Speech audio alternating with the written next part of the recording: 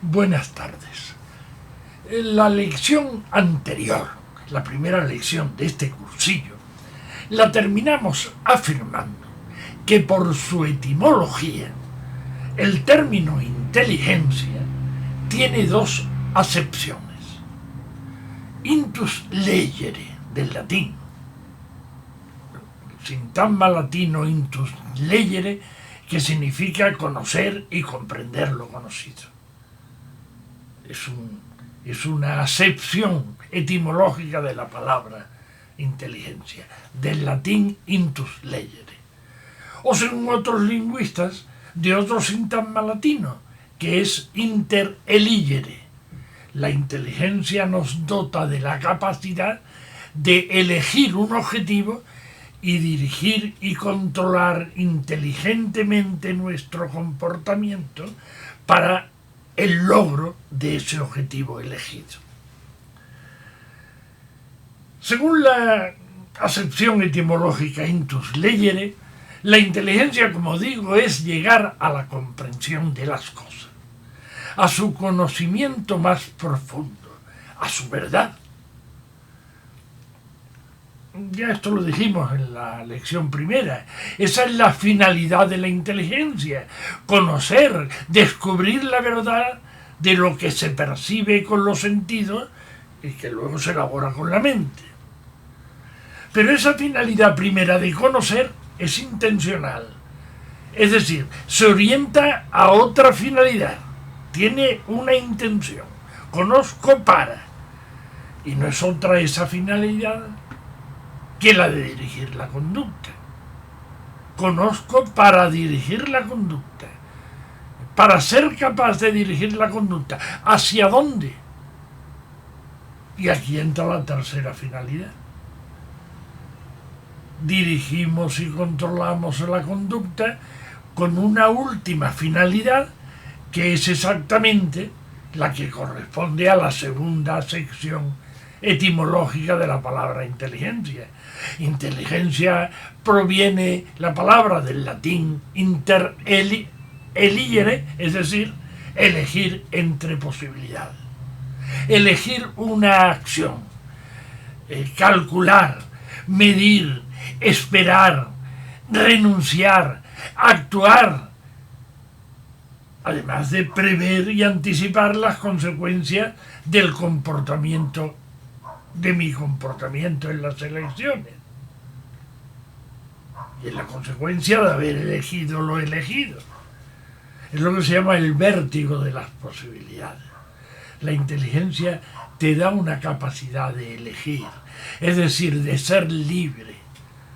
Usar la inteligencia es usar la libertad, la capacidad de elección.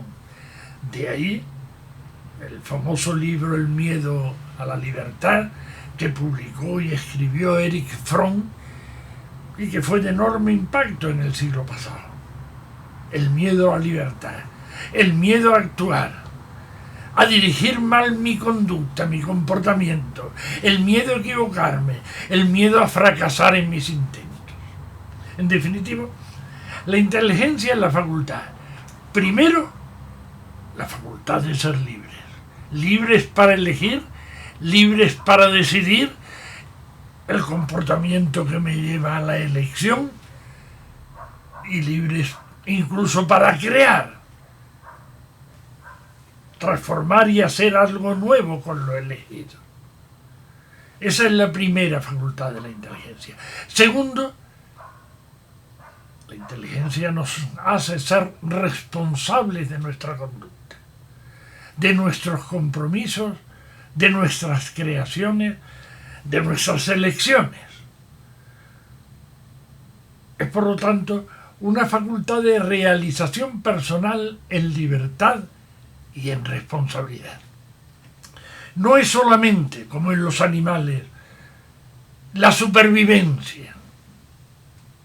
Es mucho más. Lo resumo. El fin de la inteligencia es, primero, conocer, para que, segundo, conociendo, pueda decidir, dirigir la acción y la conducta hacia el objetivo elegido.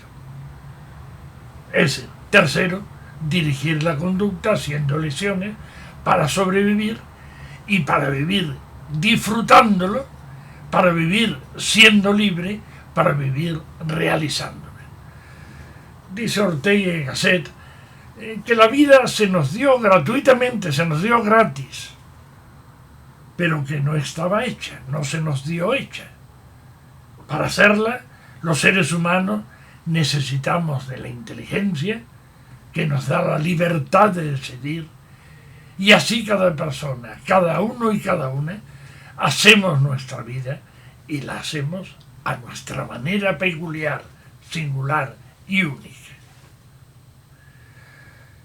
En este proceso hacia la propia autorrealización, la inteligencia ha sido y sigue siendo uno de los factores que nos ha diferenciado a los humanos entre unos y otros. Porque aunque somos iguales, iguales en dignidad, iguales en derechos y en deberes, no lo somos. No somos iguales ni rendimos los mismos resultados en las mismas tareas. Lo cual nos llevó, y nos lleva todavía, a establecer una distinción maniquea entre las personas inteligentes y las no inteligentes. Inteligentes somos todos los humanos. Es decir, entre las personas con más capacidad de inteligencia y con menos capacidad de inteligencia. Dicho no muy exactamente.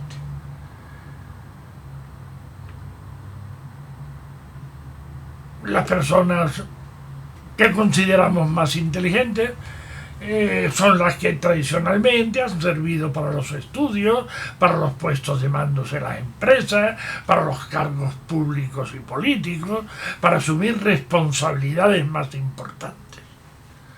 Y las personas menos inteligentes pues se han dedicado fructuosamente, vamos a ponerlo en el pasado, a otras labores de realización más simples, con menos responsabilidad.